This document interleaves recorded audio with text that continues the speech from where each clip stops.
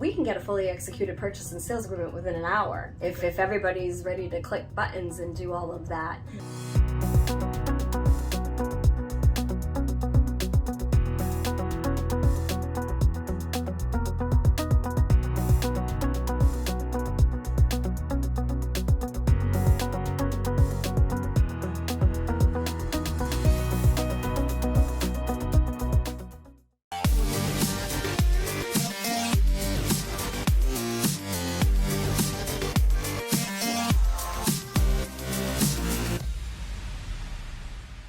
Hello everyone, this is your real estate expert Juliana here.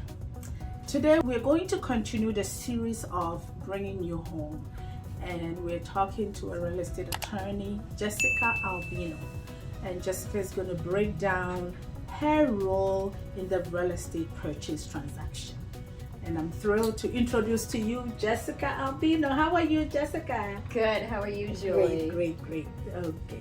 We're happy to have you here. Yes, thanks for having me. Awesome. I'm very excited to talk to Yes. some home buyers, potential home buyers Yes. in this process. Yes. Now, before we start, we want to know, how long have you been helping clients with their real estate transactions? Wow.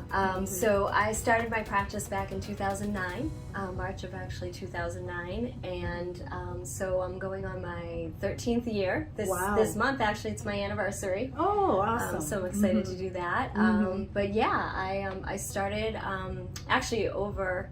Oh gosh, I'm dating myself, but over 30 years ago, working in a law firm as a teenager. So I've been in the law for quite some time, but obviously wanted to open up my own practice to be able to handle all my clients' needs on my own. Awesome. So through the years, it's only just been me. I'm a one-girl shop, no assistant, no paralegal, so I'm able to communicate directly with my clients as needed. Awesome.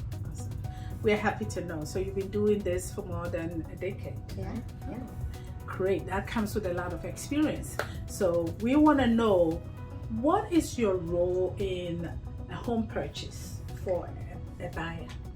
So typically what I'll do is obviously protect the interests of the buyer and work closely with their realtors, or realtor, I should say, and their lender, and able to get them to the closing table. So I'm usually brought into the process once an offer to purchase is accepted. Okay. My agents will send me the offer for me to review, make sure that we didn't miss anything. Okay. And then the next step is the purchase and sales agreement, which is the following contract. Okay. That attorney gets involved. They draft that. I review it. I negotiate for the buyer, and make sure that all the interests are protected in that document moving forward. Awesome. So I always wonder why, when they send the purchase and sale to the buyer's lawyer goes in there and crosses some things out and adds some things.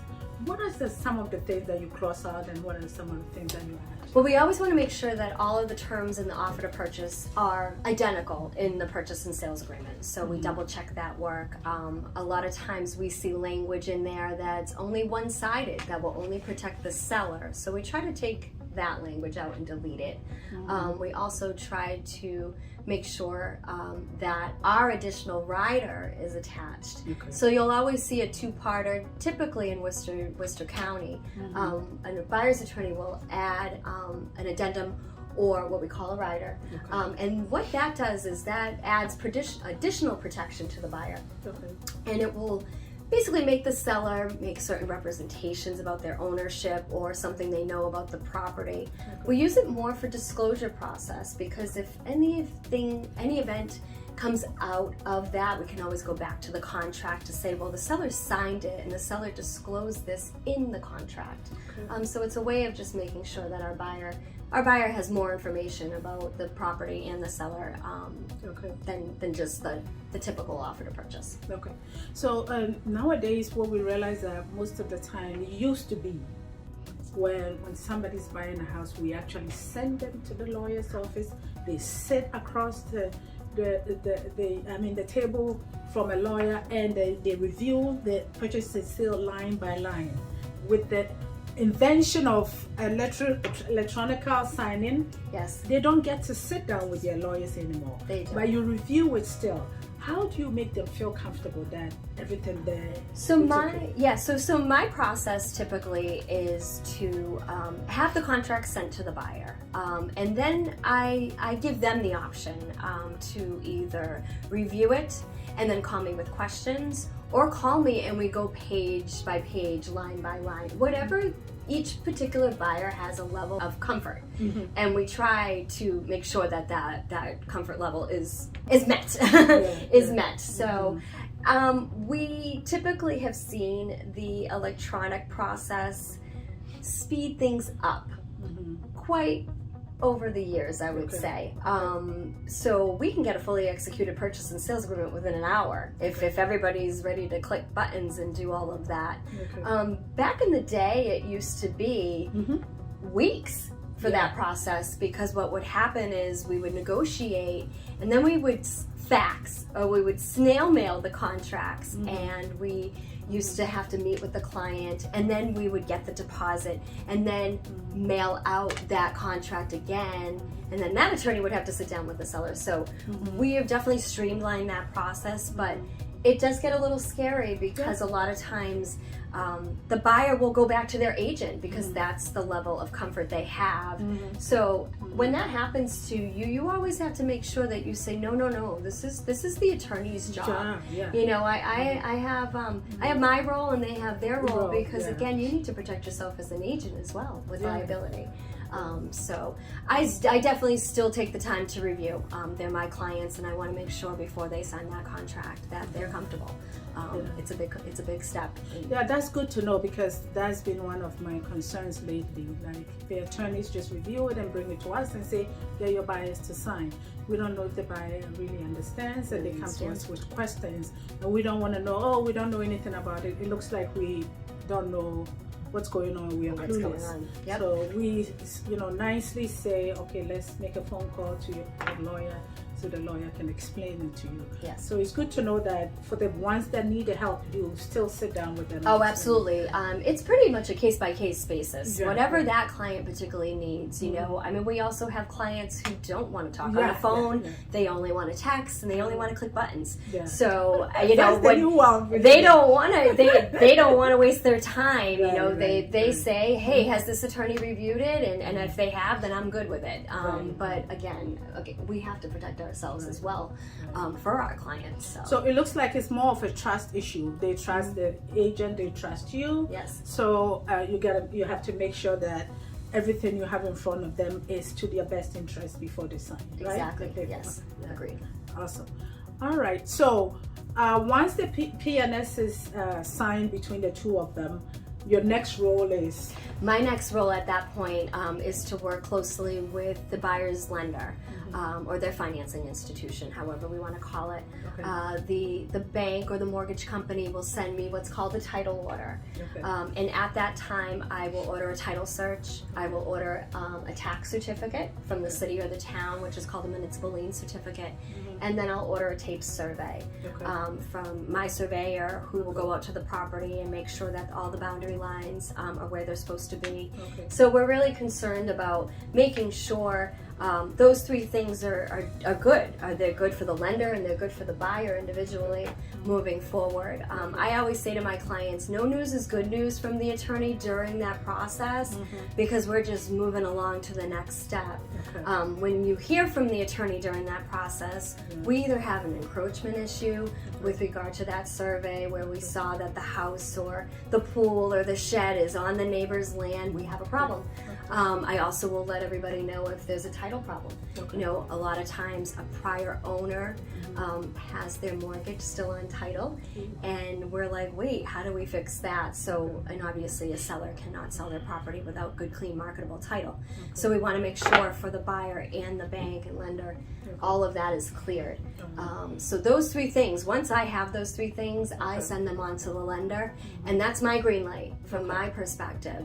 Obviously the lender has their own other jobs that they have with regard to appraisal and making sure that the buyer is actually approved for the loan from a financing standpoint. So how would that happen, that a previous owner will still have their loan still untitled? It So- wasn't discharged? So it wasn't discharged. The more common title defect that we see is the mortgage has been discharged, but it's been discharged by the wrong entity. Okay. So, not to bore everybody with that defect, but we run into the fact that you may close your loan with a particular mortgage company, and after closing, your mortgage gets sold off to the next mortgage company. Okay. But guess what? When that loan gets paid off, the It wasn't first mortgage discharged. company decides to put the form online and record it, and record its release of lien. So we need to make sure that chain connects. So we need to make sure if you've got your mortgage with Bank A, Bank A actually discharges it. Okay. And over time, people will refinance, people will do things and don't even realize that the mortgage companies are kind of messing up in the background. So a lot of times we will make sure 99.9% at closing, an owner's title insurance policy is purchased. And what that does is allows a seller to sell their property, even though the prior owner mortgage is still there. Okay. The title company will step in and say, you know what, we're going to fix this problem and we're going to allow the seller to sell the property to the new buyer. Okay. So all the attorneys get involved and make sure all that process is clear to make sure that it is fixed later on. Awesome. I like that you brought up owner's title. Sometimes when it's time to close, the buyers don't want to pay for that owner's title. It seems a little expensive to them, and they don't think it's necessary. Yes, and so a lot of times what will happen is it's optional, and a lot of times when a buyer is, adding up all their closing costs and like, whoa, at the last minute, and Should they I say, pay for this or should I why do not? I need that? Yes. And a lot of times, more times than not, they won't question it. But there's some owners that will really, really want an explanation as to what it is. And that's the perfect scenario. Yeah. Because guess what? Once they close on that deal, they don't know if Bank A or Bank B or Bank Z discharged that mortgage until they go to sell the property. So that's when we have to get everybody else from a prior transaction involved. And in that instance, they would just pull out their closing package and say, okay, this is my title insurance policy. Okay. Here you go, and fix it. So they're at least able to sell their property. So title insurance? Title insurance is It's very very important, very important. And it is, it's a one-time fee. I know people will say, oh, it's always a one-time fee, but it is, and it's part of the closing costs. So a lot of times a lender will have to give a disclosure to the buyer with what their estimated closing costs are. That owner's policy is already added into their closing costs. So it's something that wouldn't be added on top of it. So we disclose those numbers to our lenders. Okay. So when they're asking for the hard from the getting ready to close, or when they're giving them estimate of closing, they have the owner's policy. The owner's policy should be disclosed. Yep, So what's called the loan estimate. Okay. Yes. Okay. And then it will always be disclosed on the closing disclosure, which goes out 3 days prior to closing. Right. Yes. Okay. So you checked everything, and now the buyer's loan is approved. They're ready to close. So the closing day. We gotta clear the close. Walk us through the closing day. All right, so if everything goes smoothly and we see that projected closing date and we're meeting it, and what will happen is once we get the official clear to close, I will contact the buyer to say, hey, what time works for you? Usually when we have a clear to close a couple days prior, we have some time, a little wiggle room, we can work with a buyer's schedule. But sometimes it can get really tight, as you know, Julie, right? So sometimes we get the clear to close the night before, even sometimes the morning of. So in that situation, it's a little rush. The buyer will then have to go to the bank to get a certified check for the final closing costs that they need to bring to closing.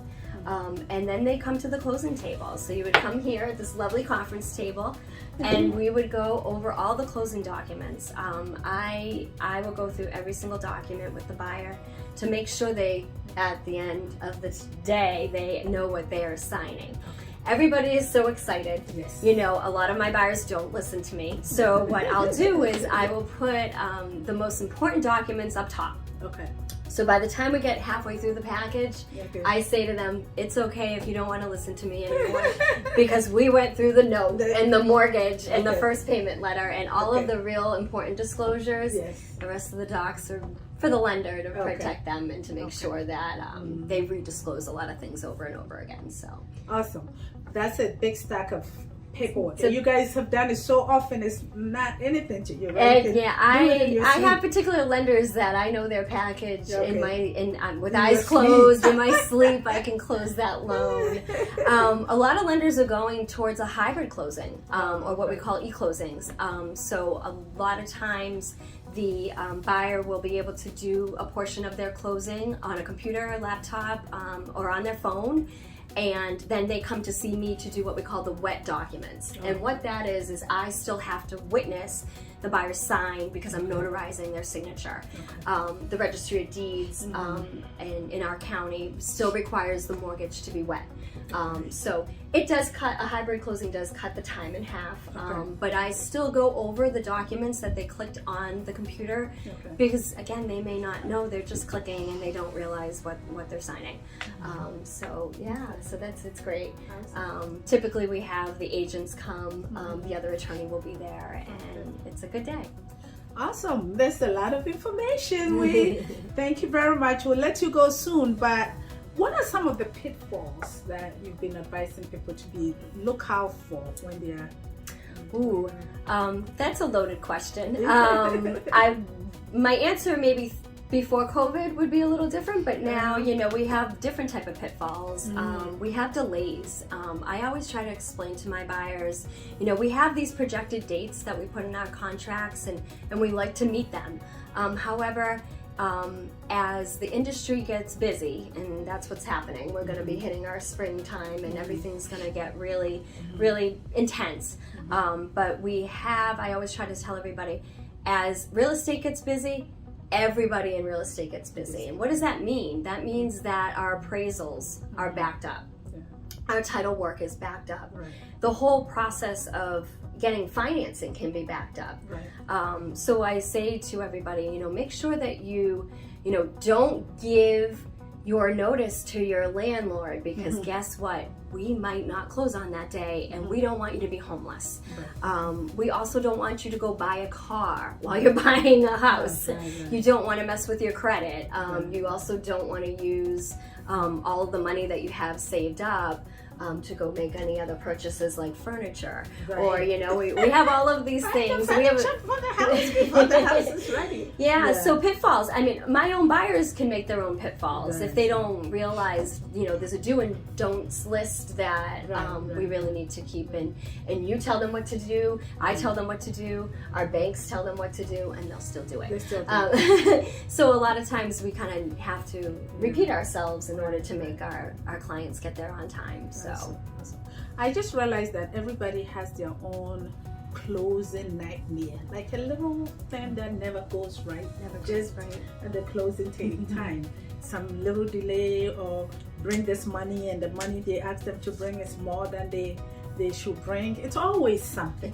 But it's just that, just keep in mind that you're buying the biggest investment. So, a little glitch here and there, it will all work out. And you know, I say, I mean, over the years I've definitely seen, you know, like you said, you know, you could have a transaction that is smooth right up until the fact that the seller doesn't want to leave the house. I mean, we have sellers that don't want to leave. And then we have the transactions that every step of the way is a hurdle. And if you have a great team and you have communication with your team, you should be okay. It makes it all better when you're able to talk to an expert along the way. And we're all experts in our own field. And then we try to help each other, you know, all aspects, trying to make sure the transaction is smooth and impact a nice, great experience. Absolutely. So before I let you go, what do you love most about your job? I love working with first-time home buyers. And the reason why, I think, is because they're so grateful at the end of the day. Yeah. They are so grateful when they get those keys. Yes, you know, they're proud of what they've done. It's a huge achievement. It doesn't matter if I give it to a 22-year-old or a 62-year-old. Yeah. I am like, you are a homeowner. This is something to be proud of. Yes, yes. I do notice a lot of times, and when I say first-time home buyers, because they appreciate everyone and everything that they have done for them to get this, get them there. So that's my go away. And be like, keep the key. Yes. And we like to always deliver extraordinary experiences. So with a partner like Jessica, we are ready to help you get into your home. We want to thank you, Jessica, for being with us today. We want to thank you all for watching. Our information and Jessica's information will be in the description below. Don't forget to like, comment, and subscribe to our channel so you don't miss out on any of our videos. We post new videos every Thursday. See you in the next video.